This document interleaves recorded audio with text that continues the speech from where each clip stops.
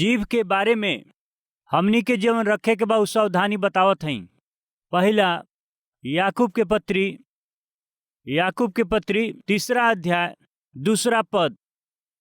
यही खातिर कि हमहन बहुत बार चूक जाइली जा। जे केहू वचन में ना चुकेला उहे तो सिद्ध मनुष्य हवे और सगरी देह पर लगाम लगा सकेलन। जब हमहन अपना बस में करे खातिर के घोड़न के मुंह में लगाम लगावे लीजा तो हमहन उनकरी सगरी देह के भी घुमा सके लीजा। देखा जा जहाज भी जबकि ऐसन बड़ होलन और तेज हवा से चलावल जालन, तबो एगो छोट पतवार के जरिए माझी के इच्छा के मुताबिक घुमावल जालन। वैसे ही जीभ भी एगो छोट अंग हवे और वो बड़ बड़ डींग मारेले। देखा जा थोड़ा सा आग से कितना बड़ वन में आग लाग जाले। जीभ भी एगो आग हवे। राइट। जीभ के विषय में प्रभु के दास याकूब सुंदर बात लिखले बाणे। काहे केहू भी काहे न होके ऊ अपना देह के पवित्रता से रक्षा करे के बाटे त पवित्रता के सुरक्षा करे के बाटे त सबसे पहले जेकर रक्षा करे के बा अपना जीभ के। मेहरबानी से ध्यान दें, याकूब के पत्री के नया नियम के नीति वचन भी कहल जाला। ऐसन कहल हमनी के मालूम ना भइला पर भी नया नियम के नीति वचन ऐसन भी कहल जाला। काहे कि ये याकूब के पत्री में पूरा नीति वचन ही रहेला, नीति के नियम ही रहेला। सुंदर विषय के हमहन देखिला। जे केहू वचन में ना चुकेला उहे तो सिद्ध मनुष्य हमें और सगरी देह पर भी ऊ लगाम लगा सकेलन। जे केहू वचन में ना चुकेला, अगर हमहन वचन में ना चुकल जाई तो बात के जरिए गलती ना कइल जाई तो मुंह के जरिए पाप ना कइल जाई तो अपना सगरी शरीर में लगाम लगा सकेलिन जा। यदि हमहन अपना वचन में चुक जाली तो अपना सगरी विषय में भी हमनी के चुक जाली जा। काहे खातिर नमूना दिहल बाटे। केतनो ताकतवर घोड़ा के भी मुंह में लगाम लगवला के जरिए उनके बस में कइल जा सकेला। केतनो होशियार रहे, केतनो फुर्तीला रहे और केतनो चालाक भी रहे, दौड़ लगाए वाला तत्पर रहे वाला वो घोड़ा के भी ओके बस में करे खातिर एक ही एक मार्का ह, मुंह में लगाम लगावल। यही खातिर से आदमी के शरीर अनुशासित ना रहेला, वो बहुत जल्दीबाजी और उत्तेजित रहेला। संसार की अभिलाषा खातिर वो जल्दी झुक जाले। बाकी जीभ के यदि हमहन सावधानी से लगाम लगा के रखी जा, अपना शरीर के भी हमहन बस में कर सकेली जा। ई बाइबल के सारांश हवे। दूसर का उदाहरण, केतनो बड़ जहाज काहे न होखे, आंधी और तूफान में वो बह के जाए लागेला। केतनो बड़ जहाज काहे न होखे, कुछ समय में आंधी तूफान में वो फंस के डूब जाला। केतनो बड़ जहाज काहे न होके वो आंधी तूफान में बहे लागेला। कहत हमें इतना बड़हन जहाज के माझी के मर्जी के मुताबिक ही एगो छोट पतवार वो जहाज के का करेला, अपना बस में कर लेला। छोट पतवार बाकी पूरा जहाज के वो अपना बस में करेला। 3 गो नमूना देत हमें। तीसर का थोड़ा सा आग, बाकी छोड़ला से पूरा बन के ऊ जरा देला। जीभ भी आग हवे। ए जीभ से बन के जरा सकेली जा और जीवन के नाश कर सकेली जा, परिवार के नाश कर सकेली जा, मनुष्य के घायल कर सकेली जा, या फिर जिंदा लोग के भी हमहन दफना सकेली जा। वही समय में वो जीभ के अपना बस में रखला से, अपना बस में रख पौला से ओकरा जरिए भी बहुत भलाई बाटे। बाकी पहले का ध्यान देवे के बा, अपना जीवन के और जीवन के विधान के बहुते प्रभावित करे वाला आपके जीभ हवे। राउर बात फिर से याद दिलावत हैं कि रउआ के हैं। यदि जाने के बात बस 5 या 10 मिनट बात कइल काफी बा। अपना बात के जरिए बता सकीला कि रउआ के हैं राउर मानसिकता का बाटे। मुंह के बात के जरिए भी आदमी के व्यक्तित्व के आसानी से पहचानल जा सकेला। काहे कि जवन मन में बाटे उहे बाहर आवेला। यही से राउर हृदय कैसन बाटे ऊ राउरी बात के सुनला के जरिए बहुत कुछ जानल जा सकेला। राउर मानसिकता कैसन बा, यही से हमनी के आत्मिक जीवन के बहुते प्रभावित करे वाली, यही से हमनी के व्यक्तित्व के बहुत प्रभावित करे वाला हमनी के मुंह के वचन के कुछ मुख्य फैसला करे के बा। पहला, मत्ती रची सुसमाचार 12वां अध्याय। मत्ती रची सुसमाचार 12वां अध्याय 36 वचन। और हम तोहन लोग से कहिला कि जवन जवन निकम्मा बात मनुष्य कही हैं, हर एक बातचीत के जरिए ऐसन बा, हर एक बात के जरिए ऐसन बा। फिर का बाटे कि जवन जवन निकम्मी बात आदमी कही हन, न्याय के दिन ऊ हर एक वो बात के लेखा दिहन जा। मेहरबानी से ध्यान दें। कुछ लोग जीभ हउए, यही से वो अपना मुंह से कुछ न कुछ बकवास के बात करत रहेलन। उन्हन लोग के देख के हमहन कहिला जा कि चुप ना रहेलन, कुछ न कुछ बकबकात रहेलन। उन्हन लोग के मुंह चुप ना रहेला, शांत ना रहेला, कुछ न कुछ बोलत रहेला। बाकी बाइबल में प्रभु यीशु जी के कहल बात मनुष्य के बोले वाली हर एक निकम्मा बात के न्याय के दिन में लेखा देवे के पड़ी। काहे ऐसन बात कैलन, काहे ऐसन बेकार के बात कैलन, काहे ऐसन व्यर्थ बातचीत कैलन, काहे ऐसन बेकार के बात करत समय बेकार कैले। ऐसे निश्चय प्रभु लेखा लिहन। मनुष्य के हर एक निकम्मा बात के परमेश्वर न्याय के दिन लेखा ली हैं। राइट। बेकार के बात करे खातिर हमन के सहज रूप में जवन अवसर मिलेला काबा, उन्हन के ध्यान कैला से व्यर्थ बात करे वालन के हमहन रोक सकेली जा। पहला, घर के काम और रसोई के काम कैला के बाद बहुत सगरी बहन का करेली, घर के बाहर बैठेली। उनकरा घर के सामने वाला भी आई हैं, पड़ोसी भी आ जाई हैं। ऐसे 2-3 ग्रुप में तैयार होके अब शुरू कर देली का गपशप।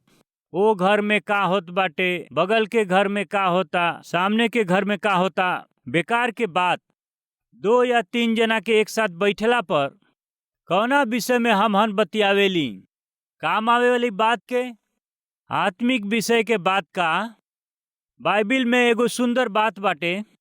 इफिसियन के पत्री 4 अध्याय। सुने वालन पर अनुग्रह होखे, अनुग्रह होखे का हवे, अनुग्रह होखे के बाटे, संदेह नहीं। कुछ लोगन के बात कैला से कुछ लोगन के संदेह होला, विशेष करके बहिन लोग। का तोहार पति समय से घरे आवेलन? तोहरा के कैसे पता बा कि हमार पति समय से नहीं आवत? हमरा के का लेबे के बाद तोहार पति कुछू करो, केहू के साथे घूमे हमके का बा? ठीक बा, जाके आवत है। रुको भाभी रुको, तू कुछ कहत हऊ? ना हम कुछ ना कहलिए। केहू कहीं जा, हमके का करे के बा? ए बात के जरिए केहू का भलाई होत बाटे का? बताई।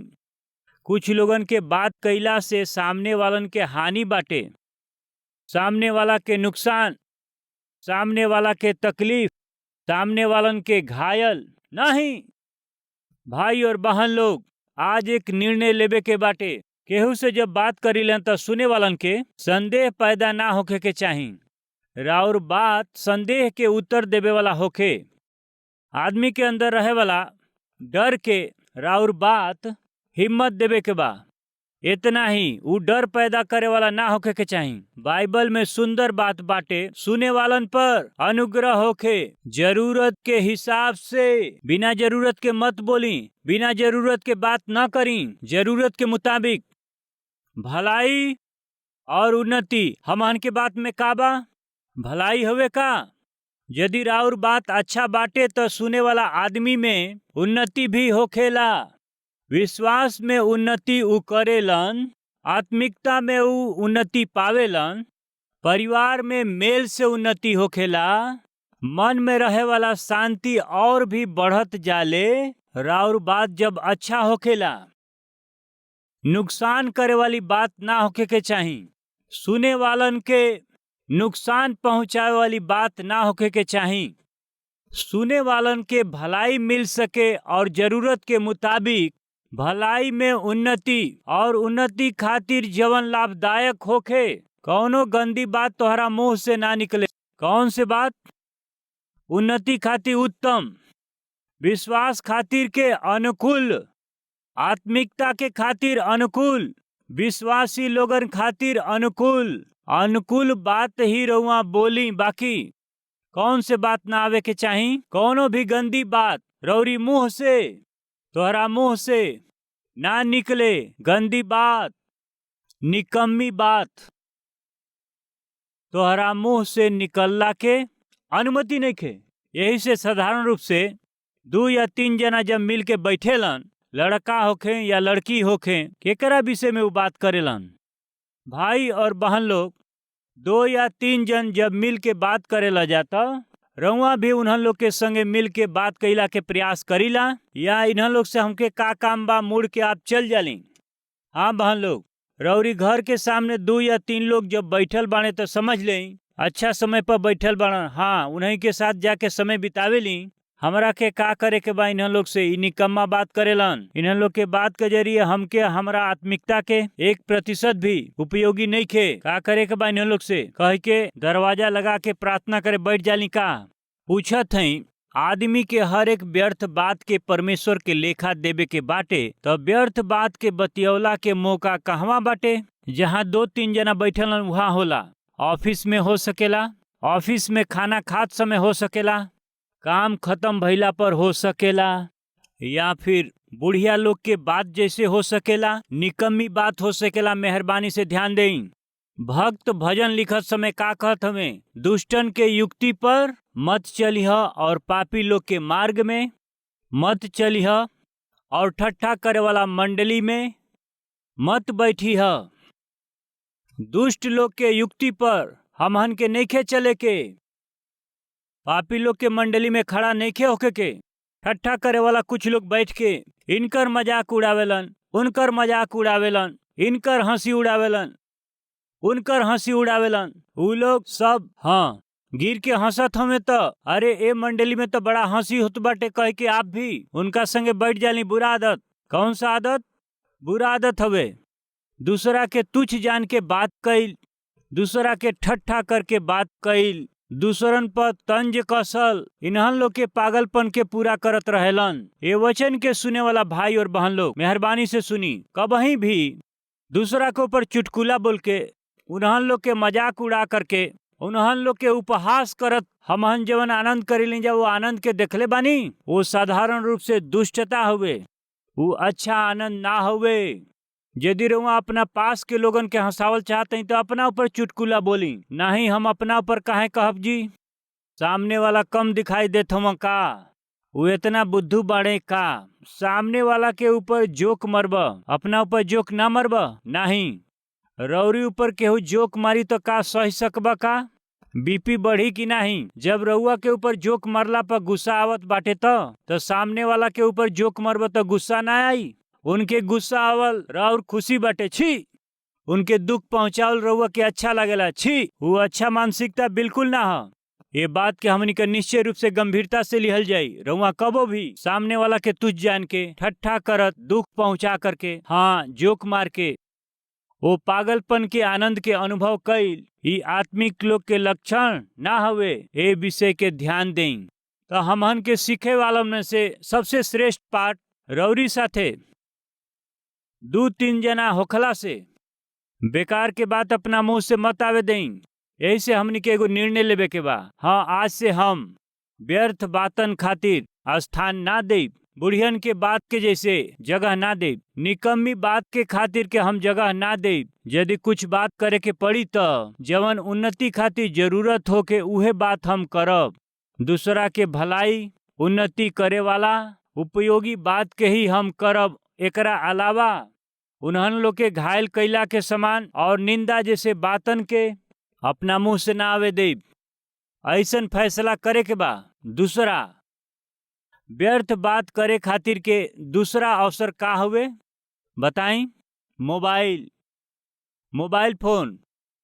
मेहरबानी से ध्यान दें जा, टेलीफोन होके या सेल फोन होके व्यर्थ बात करे खातिर ना हुए, टाइम पास खातिर ना हुए। हम फिर रउआ के याद दिलावत हई, यदि परमेश्वर के भय भक्ति बाटे रउआ में तो ई बात के सुनी। रउआ के सचमुच में परमेश्वर के भय भक्ति बाटे तो बात के सुनी और ये बातन के महत्व दें। परमेश्वर के रउआ के यदि भय भक्ति नइखे तो ई बात रउआ के ना जमी, ई बात रउआ हृदय में बोवल ना जाई, ई बात रउआ हृदय में कोनो काम ना करी। सचमुच में रउआ जिंदगी में भय भक्ति होखला से यीशु मसीह ये बात के बोलले बाणन कि मनुष्य के बोले वाला हर एक भला बात के बुरा बात के नियुक्त न्याय के दिन में लेखा देवे के होई। ऐसन परमेश्वर कहले बाणन तो निश्चय उ लेखा ली है। यही से का करे के बाटे, निकम्मी बात ना करे खातिर के हमहन के अपना जीव के बस में करे के बा। व्यर्थ बात करे के एगो औरी समय का बाटे, टेलीफोन और सेल फोन। टेलीफोन होखे, सेल फोन होखे, मोबाइल होखे, ई व्यर्थ बात करे खातिर के रउआ के नइखे दिहल, निकम्मा बात करे खातिर के ना हवे। संदेश देवे खातिर रउआ जवन बात दूसरा के बतावल चाहत हई ओके बतावे खातिर के, भाई लोग देखी सुनी, ई हम रउआ के बतावत हई एगो विषय के बतावे खातिर के। विषय बतावला खातिर के सेल फोन के, मोबाइल फोन के आविष्कार कैला से आज वो मोबाइल फोन में व्यर्थ बात के करत समय, घंटा घंटा भर बात करत समय, एक के बाद एक से बात भइल फिर दूसरा से, एगो से भइल फिर दूसरा से, फिर ऐसे ही बात करेली जा। सबसे बात करके कि ई हो गईल, ई हो गईल, इहो भी हो गईल, और के बात करे खातिर हाँ पता नहीं काहे। मेहरबानी से ध्यान दें जा, जे ज्यादा समय सेलफोन के साथ बितावेला तो निश्चय रूप से उनकर जीव सही नइखे। ए विषय के मत भूलिन जा। काहे ई बात कहत हई, कहला से जहाँ अधिक बात होखेला, बताई जा का ह, जहाँ बहुत अधिक बात होखेला वहाँ अपराध भी बहुत होखेला। यदि रउआ बहुत अधिक बात करे वाला हई तो निश्चय रूप से रउरी बात में अपराध होई। यही से बतावत हई, बहुत अधिक सेल फोन में बात करे वाला हई तो ध्यान दे, साधारण रूप से उनकर जीव बुरा जीव हवे, निकम्मा जीव हवे। काहे खातिर उ हमेशा बोलत रहेलन, कुछ न कुछ बोलत रहेलन, कुछ न कुछ कहत रहेलन, बोलत रहेलन, सुनत रहेलन। यही से सहज रूप से बहुत ज्यादा बात कैला के कारण अपराध होखेला। बहुत से बातन में अपराध होखेला। यही खातिर हमहन के ज्यादा बात नइखे करे के। आज एगो वचन देई, सेल फोन के अब हम अपना हाथ में ना पकड़ब। का बोलनी जी? का बोलत हई? बाइबल मत पकड़ी, कहीं कतहीं भी छुपा के उ आ जाई हैं। पढ़ाई के पुस्तक मत पकड़ कहिया, पढ़ाई के किताब छुएबे ना करी हैं। का सेलफोन नेखे छुए के? का बात करत हई रउआ? परमेश्वर के बिना भी उ जी सकेलन, बाकी रउआ हंसतइन तो समझ में आ गइल बा। परमेश्वर के बिना भी उ जी सकेलन, बाकी कुछ पति लोग कहेलन पत्नी के बिना उ जी सकेलन, बाकी फिर कुछ पत्नी लोग कहेली हम पति के बिना भी जी सकीला, बाकी मोबाइल के बिना हम जी ना पाए। छी, निकम्मा जीवन, सही जीवन नइखे। बहुत बात कइला में अपराध होला हमरा के और रउआ के। परमेश्वर के सामने निर्दोष रहे के बाटे त बहुत से बातन के कम करे के बाटे। ऐसे ही व्यर्थ बात करे खातिर साधारण रूप से मनुष्य के उपयोग करे खातिर कोनो वस्तु बाटे त उ मोबाइल हवे। वो मोबाइल के रउआ जितना कम इस्तेमाल करी, वो मोबाइल के जितना रउआ दूर कर सकी, रउरी जीव से कम बुराई होखी और उतना कम अपराध होखी। फिर एगो सेलफोन नहीं खे काहे? ये टेलीफोन में बात करत समय अगर हम बिजी रहब तो मिस हो जाई है ना। एगो औरी नंबर, दूगो मोबाइल, ठीक बा, दूगो मोबाइल बाटे। फिर मुंह, कितना मुंह बाटे बताई? हाँ ए ओरी ऐसे, हाँ बताओ। थोड़ा रुक रे, थोड़ा देर रुक, बोल 1 मिनट रुक। का हुए ई? परमेश्वर अच्छा हुए यही से एगो मुंह दिहले, यही से हमनी के परेशान हो जातनी जा। परमेश्वर दूगो मुंह देले होतन तब यही से कहल जाला कि परमेश्वर एक ही मुंह देले बाड़न ताकि कम बोलिन जा, दूगो कान देले बाड़न ज्यादा सुने खातिर के। तो मेहरबानी से रउआ ध्यान दें, यदि रउआ ज्यादा बोलेली तो कम सुनब। सुनत हई का? यदि रउआ ज्यादा बोलेली तो कम सुनब जा, कम बोले वाला हई तो ज्यादा सुनब। ये संसार में महान महान कहला पर काहे उ महान भइल बाड़े? कम बोलला से, ज्यादा सुनले बाड़न यही से। आज रउआ का आशा करत हई? परमेश्वर के नजर में रउआ आदर पावल चाहत हई? मनुष्य के नजर में रउआ ज्ञानी होखल चाहत हई? साधारण रूप से ही कहल जाला कि मौनी ज्ञानी। मूर्ख कहेलन कि अपना विचारन के हाँ ऐसे ही प्रकट कर देलन, बाकी ज्ञानी व्यक्ति का करेलन? अपना जीव के उ बस में रखेलन। जब बोले के समय होई तबे बोलीहन, जितना बोले को होई उतने बोलीहन। यही खातिर बुद्धिमानी से उ जियलन। दिन भर मुंह खोल के बैठे वाला, दिन भर बोले वाला, निरंतर बात करे वाला, दया से सुनी जा। सामान्य रूप से ये संसार में बहुत ज्ञानी के रूप में, बहुत ही आत्मिक रूप में पहचानल ना जइहे, ये तरह के गवाही भी उनकर ना होई। यही से हमनी के व्यर्थ बात कैला बिना रहे के बाटे, काहे कि बहुत से बातन में निश्चय रूप से अपराध होखेला। यही से बहुत से बात कैला के अवसर हमहन के सेलफोन में मिलेला, यही से मोबाइल हमनी के अवसर देला। यही से आज रउआ के एगो फैसला करे के बा, निश्चय रूप से फैसला के कर लें। का कह के अब से हम मोबाइल फोन में 2 मिनट से ज्यादा बात ना करब, 3 मिनट से ज्यादा बात ना करब। वो दिनन में हमनी के दिन में टेलीफोन में टाइमिंग रहत रहे, रउआ के पता होई। पीछे से आवाज आवत रहे, हर मिनट एगो आवाज आवत रहे, हर 3 मिनट में एगो आवाज आवत रहे। रउआ सुनले बानी का वो आवाज? जे सुनले बा उ हाथ उठावे। हमहू सुनत रहली उ साउंड। ई सब काहे के? अब यहाँ से और अधिक बिल बढ़ी, यहाँ से बिल बढ़ी, यहाँ से बिल बढ़ी। इनकमिंग के भी पैसा देवे के पड़त रहे। ये मोबाइल फोन वाला भी का करे शुरू कैले, रात के 10 बजे के बाद सब फ्री, अब तुहार मर्जी। रउआ केहू के बजा सकीला, रउआ के केहू बजा सकेला। छी छी, नो रेट एट ऑल। रउआ केहू से बात कर सकीला, केतनो बात कर सकीला, पूरा रात कर सकीला। कैसे चलावत हमें ये संसार के लोग? बाइबल कुछ बतावेले, ये दुनिया कुछ और बतावेले। दुनिया कहेला रात भर बात कर, बाइबल कहेले व्यर्थ बात के मत करी। बुढ़ियन जैसे बात मत कर जा, ठट्ठा करे वालन के साथ मत बैठी। मनुष्य के हर बात के जरिए हर एक निकम्मा बात के लेखा देवे के पड़ी, ऐसन बाइबल में बा। आज एगो फैसला करे के बा, अब से हम व्यर्थ बातन खातिर जगह ना दे। बहुते जरूरी समय में ही हम मोबाइल में बात करब, बहुत ही जरूरी समय में ही सेल फोन में बात करब। ऐसन फैसला करब जा का?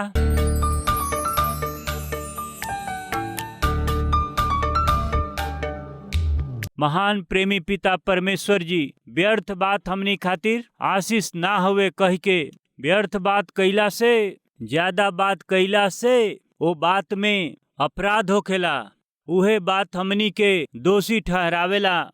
ऐसन जीवन से हमनी के छोड़ा दें। सुनल गईल विषय के, सुनल गईल ये सच्चाई के काम में करे खातिर के अनुग्रह दें। ओकरा फल स्वरूप हमहन के शरीर के संपूर्ण रीति से बस में कैला के बात के हमहन के देई कहत हई। यीशु मसीह के नाम से मांगत हई पिता, आमीन। हमार पता बा Calvary, post box number 30, Kukatpally, Hyderabad 72।